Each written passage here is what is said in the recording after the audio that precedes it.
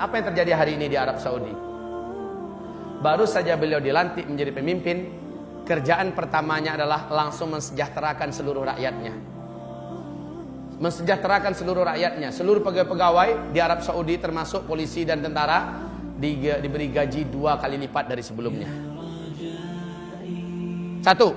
Yang kedua, beliau langsung merestrukturisasi pemerintahan yang ada. Jenderal-jenderal yang bejat, orang-orang kerajaan yang menjabat sementara akhlaknya, moralnya sangat jelek dan loyal kepada maksiat serta kepada barat, dicopot oleh beliau.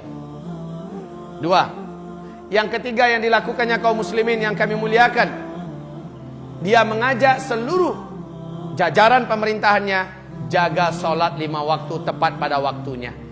Dan dia memberikan contoh ketika Barack Obama datang dengan istrinya untuk mengucapkan selamat karena dia yang menggantikan Raja Abdullah. Dunia seluruhnya menyaksikan, betul tidak? Di TV, bagaimana Barack Obama dan istrinya ditinggalkan berdua, temen-menung aja berdua nih. Kemana Raja Salman dengan seluruh orang kerajaan pergi sholat?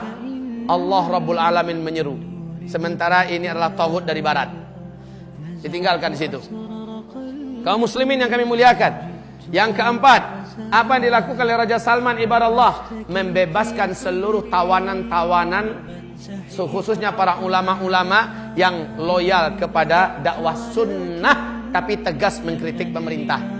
Seperti Syekh Dr. Saman Audah, Syekh Safar Hawali. Banyak masyayikh ulama-ulama dibebaskan dari penjara seluruhnya. Para mujahidin-mujahidin yang dulunya ikut berperang dan akan pergi ke Suriah, tapi di masa Abdullah kan dicekal, lalu dipenjarakan, dibebaskan seluruhnya. Subhanallah, Pak. Yang kelima yang dilakukan oleh Raja Salman adalah Menteri Agama yang dipecat oleh Raja Abdullah karena begitu kuat kepada Islam dan sangat tajam mengkritik pemerintah, dipecat. Lalu diangkat menteri baru sebagai Menteri Agama.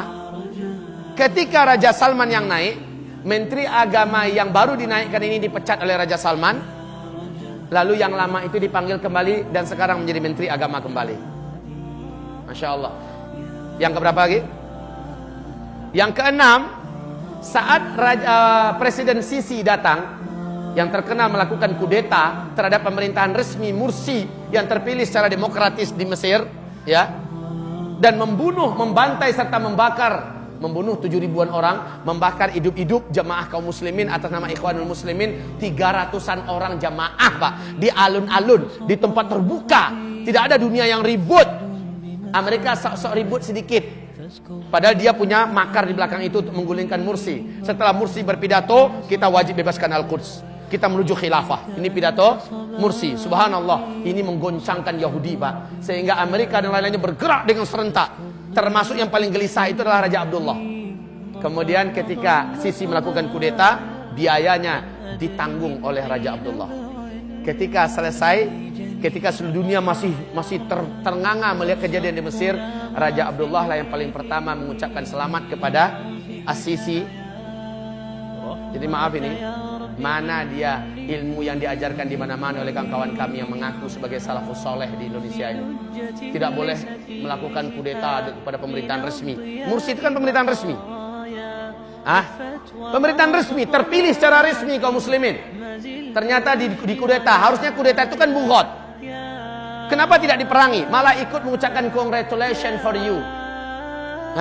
Lalu apa kata Saudi mengatakan dengan gagahnya? Wahai Sisi, jangan cemas. Kalau seluruh dunia menolak kalian, maka kami menerima kalian. Kalau seluruh dunia menutup pintu dari kalian, kami memberikan pintu kami kepada kalian. Maka dana pertama yang mengucur adalah $1 miliar, Pak. Diumumkan seluruh TV seluruh dunia dari Arab Saudi untuk Sisi, untuk menstabilkan kembali keadaan pemerintahan. Lalu mengalir setiap bulannya dana miliaran dolar, Masya Allah, Pak, dari Saudi. Ini terjadi pada masa Abdullah. Nah, setelah Raja Salman naik, bantuan itu diputus habis-habisnya. Tidak satu tetes pun mengalir dari Arab Saudi untuk Sisi ini.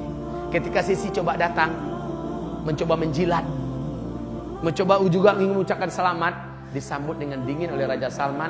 Tak lebih dari 2 jam, Pak. Sangat dingin sambutan Raja Salman.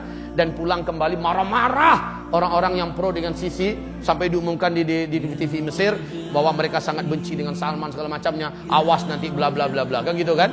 Karena presidennya tidak dihormati. Gimana menghormati pembunuh kaum muslimin?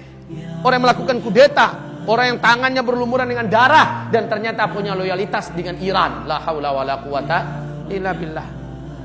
Namun yang ketujuh, saat Erdogan datang, Pak. Erdogan, presiden Turki, inilah presiden Islam, iya, yang mana di tangannya Turki menuju kepada puncak kejayaannya sekarang ini, Pak. Hanya 10 tahun beliau baru memimpin di Turki, Pak. Eropa seluruhnya kalah oleh Turki. Dalam hal apa saja? Dalam hal pendidikan, dalam hal teknologi, apalagi dalam hal ekonomi, Pak. Di segi militer, Turki sudah mampu membuat senjata perang sendiri, pesawat tempur sendiri. Turki sudah memproduksi alat-alat, bahkan di Amerika dan Eropa hari ini, Pak, dalam 3 alat elektronik pasti satunya dari Turki, dan itu mesti yang terbaik dengan harga yang mahal. Di tangan Erdogan, Pak. Erdogan lah satu-satunya yang berani mengejek dan menghina Amerika di depan publik, di muka internasional. Dan dia bukan hanya sekedar ngomong seperti Iran ngomong, Pak. Ketika orang tepuk tangan untuk Yitzhak Rabin, untuk Shimon Peres, ya. Ketika orang tepuk tangan untuk Benyamin Netanyahu, siapa yang berani lantang bicara di forum internasional ketika pertemuan seluruh dunia dengan negara maju di dunia? Erdogan naik, memalukan kalian tepuk tangan tadi. Ini manusia macam ini tidak layak untuk kalian tepuk tangani. Dia yang berlumuran darah dengan darah kaum muslimin yang ada di Gaza. Erdogan yang mampu mengucapkan kalimat itu, Pak. Erdogan hari ini menggratiskan seluruh biaya sekolah. Rumah sakit ratusan bermunculan sekarang ini dengan fasilitas yang mewah, gratis untuk rakyatnya. Subhanallah kaum muslimin. Di masa Erdogan ini jilbab kembali pada tempatnya. Di masa Erdogan ini diwajibkan belajar bahasa Arab di seluruh sekolah, mulai dari SD sampai perguruan tinggi. Masya Allah. Di masa Erdogan ini kaum muslimin, hamba-hamba Allah yang kami muliakan, produk-produk untuk diimpor meningkat dengan tajam.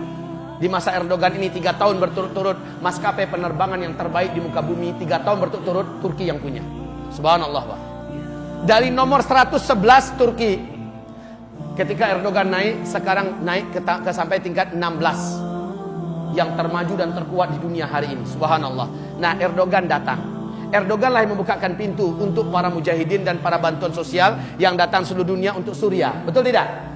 Turki lah satu-satunya negara yang menjadikan perbatasannya sebagai tempat yang terbuka untuk menerima para pengungsi dari Suriah. Dan jutaan sekarang diberi makan tiap hari, Pak. Diberi makan tiap hari. Diberikan pelayanan kesehatan dan sebagainya. Dan siapapun mujahidin yang datang dari Eropa, dari Indonesia, dari mana datang, dipersilakan masuk dari perbatasannya. Hanya Turki satu-satunya, beraninya luar biasa. Barat, Amerika nggak berani macam-macam. Kenapa? Turki sudah menjadi singa Eropa hari ini. Saat dia datang, disambut oleh Raja Salman dengan sangat hangat. 3 hari 3 malam mereka bersama dengan sangat indah. Luar biasa, Pak. 3 hari 3 malam, lalu keluar keputusan bersama bahwa semua energi, semua potensi, semua kemampuan yang ada pada Turki, yang ada pada Arab Saudi akan dikerahkan untuk menjatuhkan Bashar Assad. Allahu Akbar. Ini Raja Salman loh, Pak. Maka seluruh pejuang-pejuang yang ada di Suriah selain ISIS akan ditopang sepenuhnya. Subhanallah. Anda juga bisa mengunjungi Facebook kami di facebook.com/amanahinsanmadani atau bisa tonton kami di youtube.com/sahabatyamima dan follow Twitter kami di twitter.com/@sahabat_yamima. Sahabat Yamima, peduli dan memahami.